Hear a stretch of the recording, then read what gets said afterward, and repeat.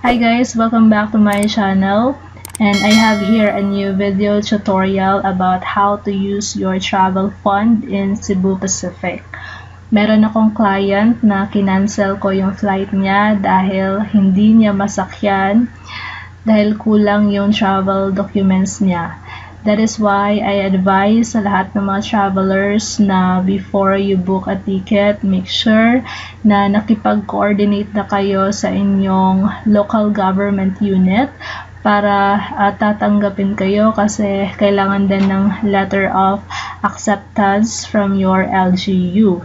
So, dahil hindi niya masakyan yung flight, kinancel ko at nilagay ko siya sa travel fund. So, now, na gusto na niyang gamitin, gusto na niyang mag-book ulit, kaya gagamitin ko yung travel fund niya. So, first of all, punta ka sa cebupacificair.com and then search for flight. So, your origin, your destination, and then departure date. And then, so here, Manila to Cagayan de Oro on December 22. And then find flights.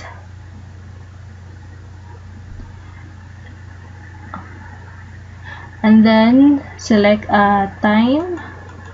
Pili ka ng time na gusto mo and then click mo lang yan and click continue. So if you're a GetGo member, just enter your login details. Kung hindi naman, just click continue as guest.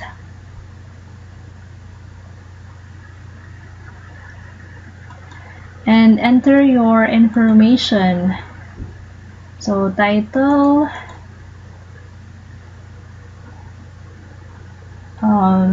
Mr. or Miss, Mr. if you're a boy, Miss if you're a girl, and then your given name, and then family name,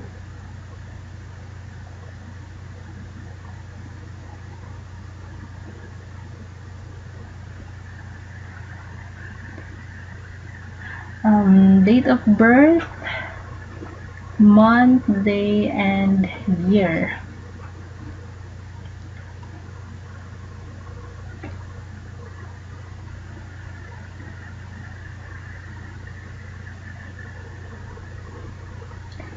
So, nahirapan akong hanapin yung 1989 dito. And then, check I confirm. And before you click continue, make sure na na-fill upan mo lahat. So here, may missing field. So nationality, please select Republic of the Philippines and click continue. And here, if you want add-on, kung gusto mong magdagdag ng mga add-ons like baggage,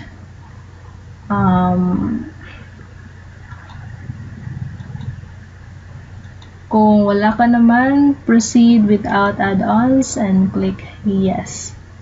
Kung ayaw mo madagdagan yung babayaran mo, proceed without add-ons. And here, check again your details, your spelling, make sure na tama yung spelling. And then I have reviewed my booking summary and confirm and continue. And here you have to enter your contact information.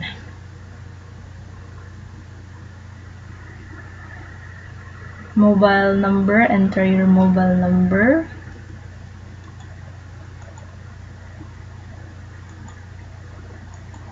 And alternate mobile number. And also, enter your email address para makaka-receive ka ng update sa text and sa email.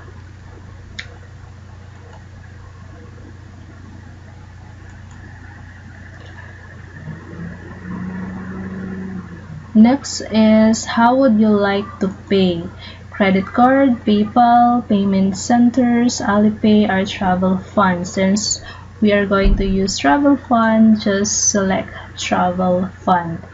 And then enter the booking reference number.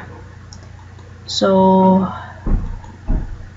enter mo yung booking reference number, yung previous ticket mo na hindi mo nasakyan. Yun yung gagamitin mo dito.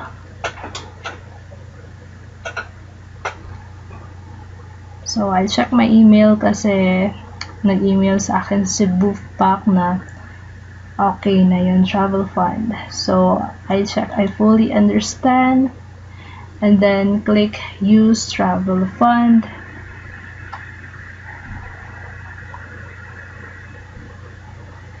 And then, click submit now. So, your request is being processed.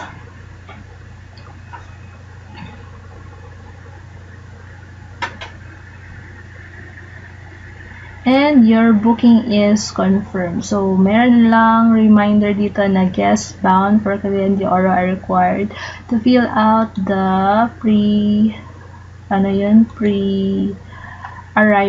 coordination form. So, you can view your itinerary. Just click view itinerary. And then, check your email also kasi mag-email sila sa'yo. So, here, successful na siya and ganun lang kadali gamitin yung travel fund ninyo. So, I hope that you learned something in this video and thank you so much for watching.